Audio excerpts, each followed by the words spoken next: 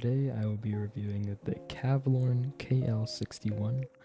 It is a 60% mechanical keyboard I found online. Let's see how it is. In the box, there is a manual, keyboard itself, and then under that there will be the cable.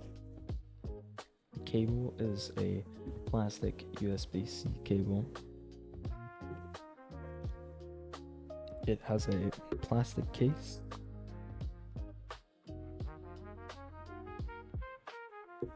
This keyboard has red switches and it is hot swappable.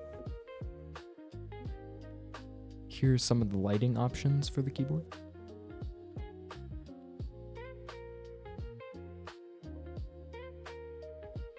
Without further ado, here is the sound test.